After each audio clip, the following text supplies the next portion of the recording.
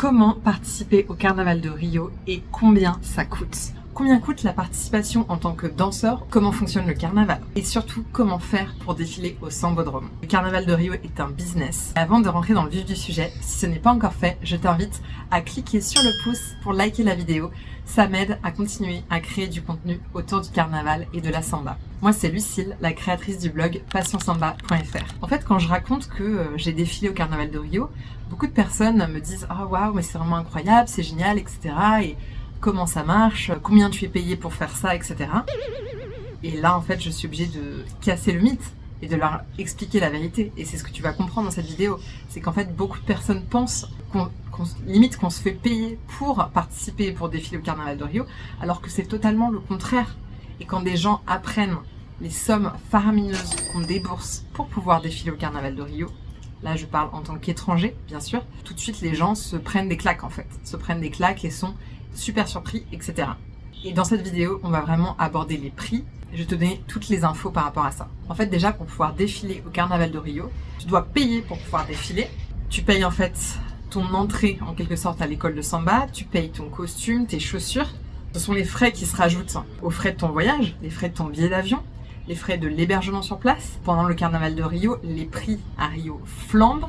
Les logements sont extrêmement chers. Et donc, c'est pour ça que je dis que défiler au Carnaval de Rio, c'est un rêve qui a un prix, qui a un coût et qui a un sacré coût parce qu'on arrive très rapidement sur des gros montants. Alors, on attaque la première question. Comment défiler au Carnaval de Rio? Sachez que ça ne s'improvise pas.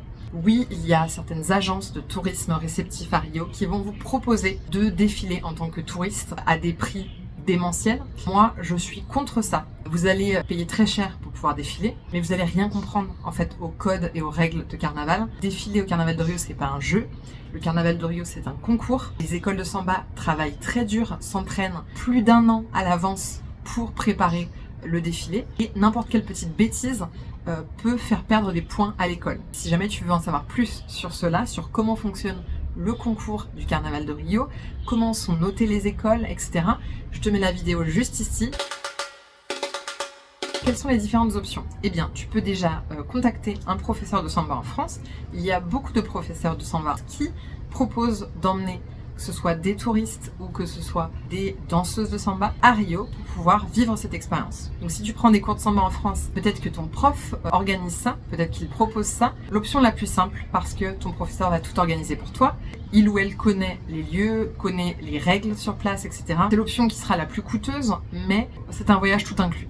Tu n'auras pas de souci à te faire. Le voyage inclut la participation au défilé, l'hébergement, les visites, les activités, etc. Donc un voyage de ce type va coûter généralement entre 2000 et 5000 euros selon les options que tu prends. Si par exemple le vol est inclus ou non et selon la place que tu vas avoir dans le défilé, puisqu'il y a différentes catégories de danseurs. Et en fonction de ça, le costume va être plus ou moins cher. Après, il y a aussi des professeurs de samba en France qui proposent des packs, tout simplement.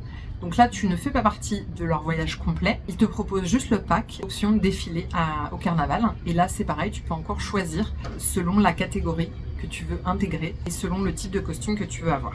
Bon, après, la deuxième possibilité, si tu veux défiler à Rio, c'est que tu peux aussi contacter directement les écoles de samba sur Instagram. Bon, là, il faut que tu parles portugais, bien sûr. Donc, le costume s'appelle la fantasia. Et on va avoir des fantasias qui peuvent partir de 300 euros jusqu'à 1500, 2000, même 10 000 euros. Vraiment, on peut avoir des fantasias très très chères. Tu vas pouvoir, par exemple, défiler au sein d'une hala au sol. C'est en fait un groupe qui va avoir un costume très volumineux, d'accord? Et qui va juste marcher, tout simplement. Tu n'as pas besoin de savoir danser, il faut juste que tu apprennes la chanson par cœur. Ça, c'est vraiment très important et ça fait partie des critères de notation de l'école.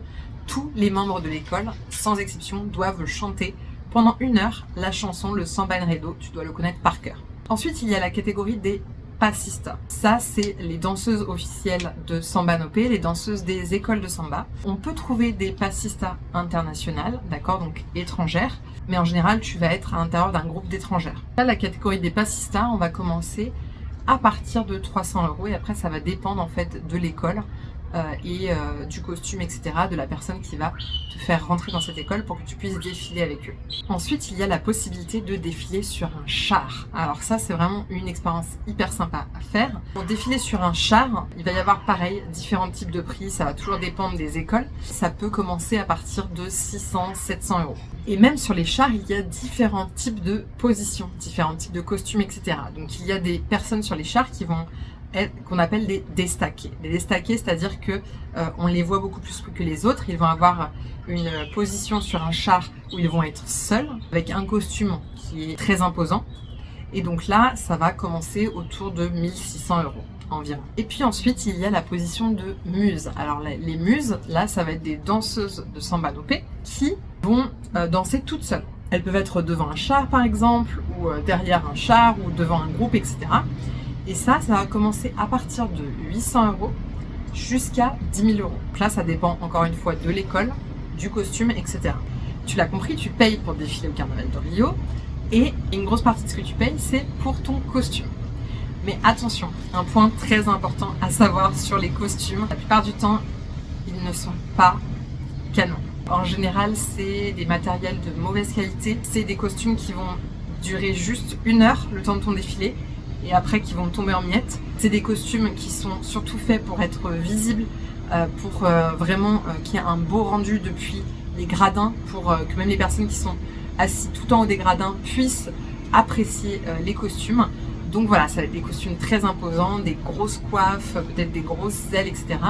Et c'est parfois aussi des choses qui ne sont pas du tout confortables à porter, pas du tout agréables à porter. Et par exemple, parfois pour les passistas, donc les danseuses de samba nopé, qui en général défilent en talons, eh bien voilà, c'est des costumes qui vont limite les handicaper et les empêcher de danser correctement, tellement ils sont inconfortables. Pourquoi je te dis ça? Parce que en fait, il ne faut pas que tu sois déçu quand tu recevras ton costume de carnaval. Très souvent, il y a des retouches à faire.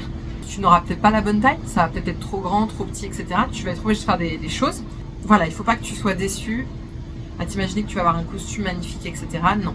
En fait, si tu fais ça, c'est pour vivre un truc incroyable. C'est pas pour le costume. Le costume, ça devrait être le dernier de tes soucis. Tu vois, le plus important, c'est de vivre l'expérience, de respecter les règles, de respecter l'école, d'apprendre la chanson et de passer un bon moment pendant ton heure de défilé au Sambodrome. Le costume, c'est le truc en plus, mais moi, je te préviens pour que tu ne sois pas déçu. Et par rapport à ça, sache que les costumes, en fait, c'est très fréquent que les participants se débarrassent de leur costume juste après le défilé. En fait, quand tu termines le défilé, tu vois, en fait, dans la rue, des gens qui ont abandonné leur costume ici et des personnes qui sont là, prêtes à les récupérer pour les revendre, les réutiliser, etc. Ils sont tellement volumineux que ces costumes qui rentrent même pas dans une valise. Tu vois, tu ne peux pas les ramener, c'est compliqué pour les ramener.